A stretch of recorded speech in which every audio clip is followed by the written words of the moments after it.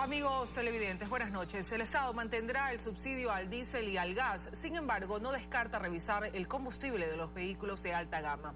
Así lo anunció el ministro de Economía y Finanzas luego de una reunión reservada en la Presidencia de la República. Aquí empezamos 24 horas. Aproximadamente 3 horas duró la reunión reservada entre autoridades de gobierno y ministros del Consejo Sectorial de lo Económico para analizar la situación financiera que atraviesa el país. Al finalizar, el ministro de Economía y Finanzas, Richard Martínez, adelantó que aunque se busque implementar medidas económicas para ajustar el déficit fiscal, se mantendrán subsidios al diésel y al gas. Es decir, eso va a mantenerse intocado, pero sí se está analizando cuál es el efecto distorsionante que genera, por ejemplo, el subsidio que recibe una persona que tiene un vehículo 4x4 de gama alta. Insiste en que la situación económica del país es compleja, por lo que se está aperturando otras vías de financiamiento, entre ellas un crédito que podría otorgar el Banco Interamericano de Desarrollo, BID, una vez aprobada la Ley de Fomento Productivo. Serían cerca de 190 millones, créditos de libre disponibilidad, que son reembolsos de recursos que ya el Estado ejecutó. Sin embargo, señala que la necesidad de financiamiento del país se mantiene en los 12.000 millones de dólares estimados, con algunos ajustes por venir. En las próximas semanas ejecutar un recorte adicional relacionado con gasto de inversión sobre todo. El presidente del Banco Interamericano de Desarrollo se reunirá este viernes con el presidente Lenín Moreno en Guayaquil, un encuentro que permitirá continuar analizando la situación financiera del Ecuador y los principales cambios estructurales que se han realizado. En Quito, Daniela Valencia, 24 horas. Eliminar los impuestos a la compra y tenencia de vehículos, así como colocar una válvula especial en los cilindros de gas, son algunas de las propuestas para aliviar el impacto económico que a los ecuatorianos causaría la eliminación de subsidios. Bien, no es de agrado, está dispuesto a aceptar una revisión de los precios. Confirmaba el ministro Carlos Pérez, y frente a eso surgieron más reacciones. Desde la Cámara de Comercio de Guayaquil se reconoce a la focalización de los subsidios como una de las alternativas para optimizar el gasto público, sobre todo si de combustible se trata. Se estima que se van unos 3.000 millones de dólares, el doble de lo presupuestado, en dar diésel y gasolina más barata. Es un esfuerzo que debemos hacer todos los ecuatorianos para avanzar hacia una economía más transparente. Pero conscientes del impacto, proponen una manera de aliviarlo. Actualmente pesan sobre los vehículos una carga bastante pesada de impuestos, los impuestos verdes, el impuesto a la transferencia de vehículos. Si se reducen esos impuestos, se podría compensar en gran medida. Para el exministro de Energía, Iván Rodríguez, si bien considera que sí hay que revisar los subsidios, no le resulta justo que por la falta de dinero que dejó la corrupción, se le tenga que encarecer en más la vida al ciudadano. Como que no es coherente que usted por un lado suba, pero por otro lado todo ese ahorro se vaya como agua en empresas mal administradas. Él cree que hay otras formas de reducir, por ejemplo, los 500 millones que se van en el subsidio al gas. Una válvula que puede ser introducida en la bombona de gas solo permite el uso de gas para el sector doméstico. ¿Qué se consigue con este tema? Una focalización. Y advierte de los riesgos políticos de retirarlos. Recuerde que en la época del abogado Bucarán subió el gas y tuvo que bajarlo a la semana. Si bien el costo político para el último gobierno que retiró un subsidio fue muy alto, la idea de revisarlos ha estado latente durante los últimos 20 años, sobre todo desde el 2010, cuando por la caída de ingresos petroleros se empezaron a eliminar algunas ayudas, como a la harina o a la compra de equipos camineros. Otras, como la del transporte urbano, pasaron a ser competencia de los municipios y se retiró parcialmente el subsidio al combustible aéreo en el 2012 y al IES 3 años después. Y así, de los 33 subsidios estatales que Ecuador llegó a tener, se quedó con 16. Luisa María Heredia, 24 horas. El gobierno espera que se concrete el financiamiento de la refinería de Manabí.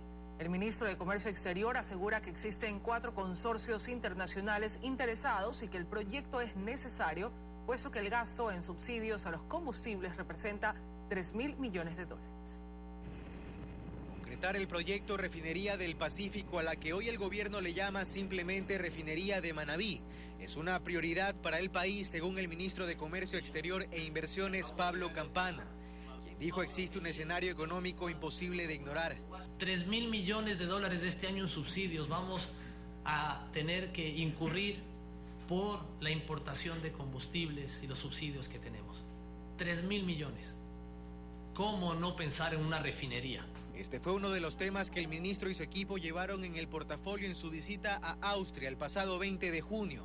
recientemente a su gira por Estados Unidos. Campana aseguró que las empresas interesadas en el proyecto no son pocas. De una china, 4 hindúes, 4 coreanas, una italiana, una rusa, 3 fondos norteamericanos, 2 compañías inglesas. Ahora es el momento de salir con la licitación de la refinería de Manabí. Confirmó que la refinería se construirá en Manabí, en los terrenos que fueron aplanados en la comunidad El Aromo, ubicada en las afueras de Manta, pero no descarta que quienes la financien hagan algunas adecuaciones. Pero se ha dejado muy en claro que este costo también debe ser incurrido por las empresas.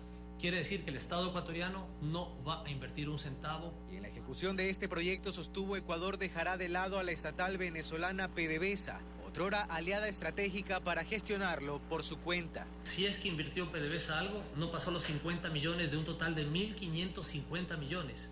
En una participación 51%, 49%. El mensaje está clarísimo. Lo que sí es una decisión del Estado ecuatoriano ir solo en este proyecto. La primera piedra de este proyecto se colocó hace 8 años. Desde entonces el país ha esperado por la prometida refinería, proyecto que ante una posible eliminación de subsidios a los combustibles sobre la mesa, el gobierno vuelve a mirar. Para sacar a flote a la refinería de Manabí se necesita de un financiamiento de entre 8.000 y 10.000 millones de dólares. Carlos Acoto, 24 horas. Se incrementará la presencia militar estadounidense en nuestro país con operaciones aéreas esporádicas. Así lo anunció hoy el ministro de Defensa, Osvaldo Jarrín. Todo esto forma parte de la cooperación en materia de seguridad e inteligencia. Estos aviones militares estadounidenses que trabajaban en la base de Manta se los volverá a ver en el Ecuador próximamente, pero con una presencia temporal por labores de inteligencia. Así lo anunció el ministro de Defensa. Un avión que nos permita obtener inteligencia y retornará. Es decir, una presencia de máximo 3-4 días y retorna el avión. Y aseguró que no se trata del establecimiento de una base con personal estadounidense, sino de cooperación en materia de inteligencia que contará con operaciones aéreas. No hay la idea en ningún concepto de que sea una base instalada. Todo está a responsabilidad de nuestra Fuerza Aérea, del Comando Conjunto, y de tal manera que solamente sea la presencia para obtener información, entregar la información al país. Y no solo eso, el personal militar de Estados Unidos también se robustecerá en el Ecuador. En el marco de la cooperación en materia de seguridad, dijo el ministro, pues se establecerá una oficina. Esta oficina de cooperación en seguridad se implementará en pocos días. Y lo que se pretende es obtener el apoyo de otros países, como fue determinado por el presidente de la República, con varios países para mejorar la seguridad, especialmente en lo que significa obtención de inteligencia, que es básico para las operaciones militares. Esta información la ofreció el ministro en el marco de una rendición de cuentas de sus 3 primeros meses de gestión al frente del ministerio. Y tras informar sobre una reestructuración interna, la reducción del 10% del personal y bajar de 12 a 2 asesores ministeriales, dijo que está encaminada la conformación de un centro de inteligencia que reemplazará a la SENAIN. Se termina el SENAIN y se crea este centro o secretaría de inteligencia estratégica para el país. Los anuncios del ministro no ofrecieron una fecha determinada, pero se concretarán en las próximas semanas o meses. En Quito, Freddy Paredes, 24 horas. La campaña de la ex canciller María Fernanda Espinosa para llegar a la presidencia de la Asamblea General de la ONU es auditada por la Contraloría tras conocerse que Espinosa utilizó abundantes recursos públicos en su propósito. Si bien la ex canciller pidió licencia en los últimos días de campaña, no escatimó en el uso de bienes del Estado para su promoción personal. El uso del avión presidencial en temas lejanos a los asuntos de Estado desata una cadena de cuestionamientos que ahora salpican a la ex canciller María Fernanda Espinosa, quien habría utilizado la aeronave para movilizarse y promocionar su candidatura a la presidencia de la Asamblea General de la ONU. Hay viajes en que en un avión de capacidad de 15 pasajeros lo hacen con 2 personas. Y evidentemente no es que tenían la comida en tarrina, sino que también existe un dispendio por parte de los funcionarios de este gobierno. Documentos que están ya en poder de la Contraloría demuestran que los aviones de la Presidencia de la República, el Falcon y el Legacy, fueron utilizados por la ex canciller en varias ocasiones a un costo que se acerca a los $100,000. Pero, ¿qué viajes fueron para promocionar su candidatura? Es la pregunta que se hace ahora el Contralor General del Estado y por ello decidió auditar estos gastos. Recursos que el Estado ha empleado en lo que tiene que ver con la promoción de la candidatura de la ex canciller. Cuando concluya esta acción de control, nosotros podremos pronunciarnos respecto de la legalidad en el uso de esos recursos. Si bien el cuestionamiento nace por el uso del avión presidencial, la asambleísta Cristina Reyes había puesto el tema sobre la mesa meses atrás, desde que María Fernanda Espinosa pidió licencia para promocionar su candidatura a la ONU. Hoteles, viáticos, manutención, pago de pasajes comerciales, uso del avión presidencial para promocionar una candidatura que le reporta al país ¿qué? ¿Qué cree la señora María Fernanda Espinosa que es su billetera personal? El ex embajador Mauricio Gándara cuenta que la diplomacia no reconoce a este tipo de dignidades como una representación estatal. ¿El Ecuador debió pagar esta campaña? No, es una campaña personal para una función personal y que no era una cuestión de Estado. Es lo que ahora está en manos de un equipo de auditores de la Contraloría, que serán los encargados de evaluar los costos y establecer posibles responsabilidades. En Quito, Fausto Yepes, 24 horas. En 5 ejes específicos trabajará el nuevo Consejo Electoral Transitorio que inició hoy sus funciones. Su presidente, Gustavo Vega, señaló que el trabajo se enmarcará en la transparencia, independencia e imparcialidad. Después de su posesión en el Consejo Transitorio, los nuevos vocales electorales establecieron de inmediato sus cargos en las instalaciones de la entidad, y es así como eligieron a las nuevas autoridades encargadas para este corto periodo, por unanimidad. El historiador y docente Gustavo Vega fue electo como presidente y Diana Atamaint, exdiputada por Pachacutic, como vicepresidente. Me honra sobremanera presidir este máximo organismo electoral, conscientes de la transitoriedad del mismo. Ninguno de nosotros apetece posiciones de manipular el proceso.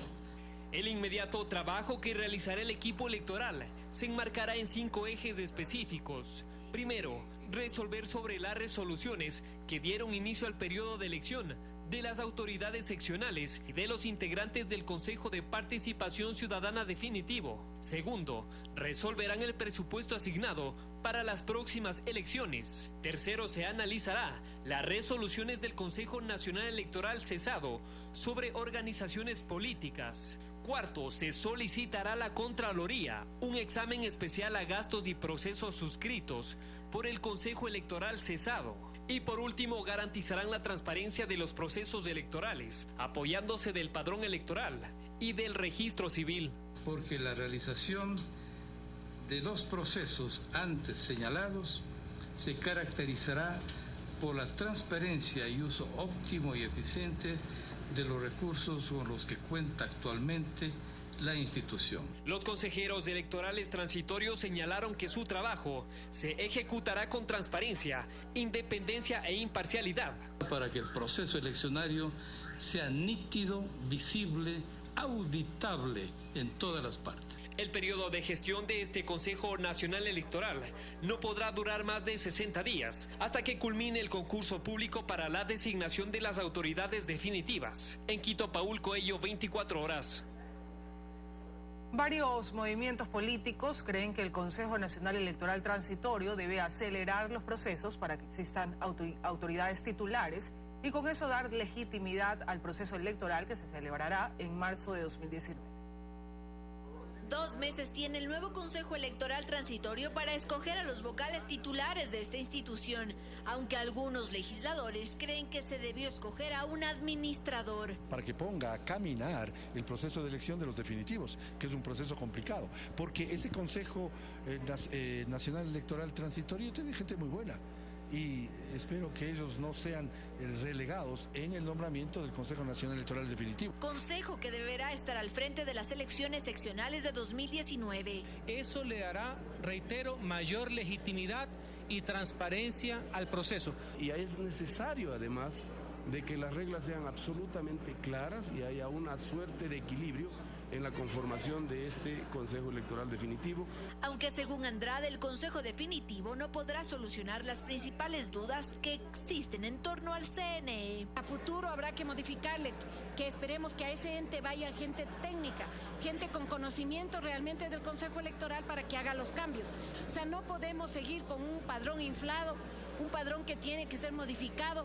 Debe haber una auditoría del padrón electoral. Y ya cuando estén oficializados, los titulares del CNE tendrán como tarea continuar con la selección de candidatos para el Consejo de Participación Definitivo, que se elige también en marzo del próximo año. En Quito, Andrea Samaniego, 24 horas. Los trabajadores celebran el fallo de la Corte Constitucional de derogar las enmiendas constitucionales, a lo que se suman varios legisladores. Los correístas critican la contrariedad que existe en la resolución de los jueces constitucionales. Dicen que estas marchas tuvieron resultado. Es por eso que los trabajadores ven como un triunfo la derogación de las enmiendas constitucionales. Para los trabajadores el día de ayer se convierte en una fecha histórica e importante porque hemos recuperado no solo nuestro derecho a la libertad sindical y a la contratación colectiva. Esas enmiendas propiciaron que haya una discriminación con los obreros y trabajadores del sector público. Pero en el legislativo también ven con preocupación la contradicción de la Corte Constitucional, pues ellos fueron quienes en el 2015 dieron luz verde a las enmiendas y las avalaron una vez aprobadas. Y ahora no nos sorprende que los vocales de la Corte Constitucional crean que por este dictamen va a cambiar su relación o su evaluación con los mismos vocales de la Corte del Consejo de Transición. Creo que de esa evaluación no se van a salvar, porque alguien que fue un mal alumno toda su vida y de chiripa se saca una buena nota porque no se estudió a último momento, no piense que va a ser catalogado como el alumno del año. Ojalá sea pues parte de este ejercicio de control y que hayan argumentos sólidos que les permite justificar, esperemos, su cambio de posición. En la Asamblea esperan que el fallo de la Corte sea oficial para saber cuáles fueron los fundamentos. Es muy probable que si la sentencia tiene deficiencias en la expulsión de normas jurídicas, le corresponderá a la Asamblea hacer la tarea de podadora de todas esas normas estatistas que tanto daño hicieron a los derechos de los ecuatorianos. En Quito, Andrea Samaniego, 24 horas. El presidente Lenín Moreno, vía decreto ejecutivo, designó a Marco López Narváez como su nuevo delegado ante la Junta de Política y Regulación Monetaria y Financiera, tras la renuncia de Wilson Vera Lazo. López se ha desempeñado en el área financiera y económica como asesor y catedrático con más de 38 años de experiencia. Ha sido miembro del Foro Económico y Finanzas Públicas, miembro del directorio del Banco Central y vicepresidente de crédito del desaparecido Banco La Previsora. Y el presidente Moreno también designó a Francisco Rendón Pantaleón como el nuevo presidente del directorio de la empresa coordinadora de empresas públicas, EMCO, en reemplazo del ministro de Hidrocarburos, Carlos Pérez, quien estaba encargado de estas funciones. Rendón ha ejercido los cargos de secretario de Hidrocarburos en 2017, vicepresidente ejecutivo del Consejo de Administración de Petroecuador durante los años 2001 a 2003 y exministro encargado de Economía en el año 2000. Más noticias aquí en 24 horas. Parte del archivo pasivo de la Judicatura del Guayas se ha deteriorado en los últimos años, mientras ha permanecido dentro de las bodegas que la entidad alquila al norte de Guayaquil, donde la Contraloría detectó más de $300.000 de exceso en los pagos por este concepto. Las primeras alarmas se encendieron hace 2 años. A mediados de 2016, un equipo auditor de la Contraloría General del Estado pedía explicaciones a la Dirección Provincial de la Judicatura en Guayas respecto del alquiler de estas bodegas ubicadas en el norte de Guayaquil, donde la entidad almacena su archivo pasivo. Pese a las justificaciones tanto de los funcionarios de la Judicatura pertenecientes a la administración anterior, como de los representantes de la empresa propietaria de las bodegas, la Contraloría determinó que entre 2013 y 2016 por su alquiler mensual se pagó casi 6 veces más, generando un perjuicio según el examen de más de $327.000 en 3 años. La oferta fue señalada por la Judicatura Provincial como la más conveniente dentro del proceso, por lo que en 2016 se renovó el contrato. El examen, sin embargo, revela que la adjudicación se realizó sin estudios técnicos ni económicos. En mayo de 2016, la Judicatura renegoció el contrato buscando disminuir los costos. El alquiler pasó de costar $17.000 mensuales a $14.000. Sin embargo, el examen de la Contraloría determinó que nunca se debió pagar más de $3.000. Por cierto, dicho contrato renegociado se fijó hasta 2019. Sí, el contrato fue renovado por 3 años más, pese a que la Contraloría identificó perjuicios. Los nuevos vocales de la Judicatura han puesto la lupa sobre este proceso al que señalan como irregular. Adicional, a inicios de julio de este año, una auditoría interna determinó que desde 2016 el lugar no cumple con las condiciones establecidas, por lo que el material se ha deteriorado e infestado de plagas, debido a que el lugar no presta el ambiente correcto ni acondicionado para la conservación de documentos. Más de 4.000 cajas almacenadas con documentos se han dañado con el tiempo. Vía telefónica contactamos a un representante de la compañía propietaria de las bodegas, quien aseguró no estar al tanto del tema y no solicitó tiempo para reunir documentación y responder en los próximos días. Carlos Acoto, 24 horas. Al mediodía de hoy, Carolina Astudillo salió de la cárcel de mujeres de Guayaquil tras el fallo que la declaró inocente. La exsecretaria de Carlos Pareja Cordero habló con Teleamazonas y aseguró que no descarta solicitar una reparación al Estado. Abrazada por su esposo, Carolina Astudillo dejaba el sitio en el que un tribunal la había sentenciado a permanecer por 17 años. A las 12:30 de este jueves salió de la cárcel de mujeres de Guayaquil, tras la nueva decisión judicial que la declaró inocente. Se hizo justicia, gracias. Al salir de prisión dijo poco, pero más tarde aceptó hablar con nosotros. Todo lo que eso ha significado ha sido una etapa muy dolorosa. Yo creo, y muchas veces me lo decían, creo que lo que usted está pasando es lo peor que le puede pasar a alguien, y es cierto. Carolina Astudillo, de 52 años, asegura que su salud es estable pese al cáncer que padece. Y también dijo que dentro del año 8 meses que pasó en prisión, hubo momentos en que la esperanza se acababa. Que no, o sea, yo pensaba, cuando escuché esa sentencia, no lo podía creer, o sea, estaba en estado de shock y estuve así algunos días. Y así respondió a nuestra pregunta de si piensa solicitar una reparación al Estado. Eso es algo que no quisiera contestar, es algo que conversaré con mi familia. Ahora para mí todo está tan reciente que, como le dije hace un momento, no lo termino de asimilar. Sí me dio mucho dolor ver la condición de algunos seres humanos. Carolina Astudillo, quien fue por 30 años secretaria de Carlos Pareja Cordero, prefiere aún no hablar abiertamente de otros temas, como del supuesto pedido de cooperación eficaz, al que no accedió. Está previsto que este viernes en rueda de prensa se den los detalles judiciales de este caso. Dayana Monroy, 24 horas. Los abusos que sufren muchas mujeres durante la revisión para ingresar de visita a las cárceles de Guayaquil son indignantes. Se les pide quitarse la ropa y hasta son tocadas en sus partes íntimas por el personal que realiza los chequeos. Es muy traumante. 8 en punto de la mañana. Comienza la hora de visitas, sea cual sea las circunstancias que las trajo hasta aquí. Lo cierto es que son mujeres ecuatorianas que intentan ingresar a visitar a sus hijos, padres o esposos. Pero el camino para hacerlo, luego ya de atravesar los 5 filtros electrónicos para ingresar a la penitenciaría, tienen que pasar por una inhumana, cruel y degradante revisión. Hacen bajar el pantalón hasta la rodilla con interior y todo. A veces nos hacen dar la vuelta y que le enseñemos la parte de atrás. De ahí nos hacen abrir las partes íntimas. Cuando no queremos, ellas. Al decir ellas, se refiere a las policías que realizan la revisión. Las que dicen sí, usan guantes, pero no se cambian de guantes. Con los guantes que ellas entran a hacer la revisión de la visita que le toca al pabellón, con eso nos tocan a toditas. Aseguran que en la revisión incluso se usa una linterna. Le han hecho bajar los pantalones, le hacen bajar, ponerse en una posición y les alumbran. El día martes me sacaron la toalla, me la sacaron, la revisaron que yo no llevaba adentro nada y me dice, póngase. Le digo, yo no me voy a poner eso, ya le digo. ¿Sí qué lleva? Le digo, yo no llevo nada, y me hicieron incompliller y que puje. 550 millones de dólares invertidos en el último periodo para los centros carcelarios a nivel nacional. Y nosotros seguimos usando métodos violatorios de derechos. A los niños los meten en el cuarto donde van los hombres adultos. Ya. Y los revisan de pies a cabeza. Sin presencia de un familiar. No, ellos no quieren. Ante todo esto, una realidad que acompaña a los centros y que ellas comparten. Ahí adentro hay armas, hay machete, hay cuchillo, hay parlante, hay de todo. Nos que la abunden la droga allá adentro, ¿y cómo le entramos nosotros? El artículo 66 de la Constitución, el 478 del Código Orgánico Integral Penal e incluso el Código de la Niñez, pues aseguran también revisan niños. Se estarían violando si lo que dicen estas mujeres es cierto. Yo, cada que vengo aquí, créame que yo lloro porque yo digo, Señor, perdóname.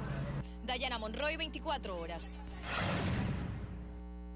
La Comisión Nacional que investiga el caso Gabela recibió al exdelegado del ministro de Justicia, Wilson Mayorga, para conocer a los responsables del envío de las convocatorias a cada uno de los asistentes al comité interinstitucional y la identidad de la persona que dio la orden de elaborar el acta de entrega del tercer producto. Durante la sesión, Mayorga indicó que este producto debe estar en custodia del ministro de Justicia y que desconocía cualquier hecho que haya dado en torno al documento luego del año 2013. Todos los miembros que integraron o que integramos, sea en tiempos cortos como mi caso, o más extensos como el de otras autoridades, trabajábamos alrededor de un informe que los peritos habían entregado. La autoridad responsable que daba cuenta del ingreso de la custodia de la documentación era la secretaria general del ministerio, y la autoridad que daba cuenta de la recepción de los productos era la coordinadora jurídica. 270 casos de violencia sexual contra menores de edad se han identificado en sumarios de las casas de acogida del país. Para la ministra de Inclusión, las cifras son sinónimo de que se necesita un cambio en la sociedad. Con el análisis a las políticas que ha desarrollado el Ministerio de Inclusión Económica y Social para combatir la violencia sexual en el país, continúa el trabajo de la Comisión Ocasional AMPETRA, que con sorpresa escuchó una nueva cifra que se suma a la violencia sexual contra menores de edad. 270 casos identificados en los sumarios de las casas de acogida en el país. Casos que ocurrieron dentro de las familias y los niños fueron enviados con una medida de protección judicial a permanecer en estas casas de acogimiento. La discusión se centró en transparentar los datos que manejan las instituciones respecto a estos hechos. Para el asambleísta Franklin Samaniego, por ejemplo, es necesario articular el trabajo e incluir a las instituciones que trabajan de forma directa con los menores. ¿Pero qué pasa con las academias?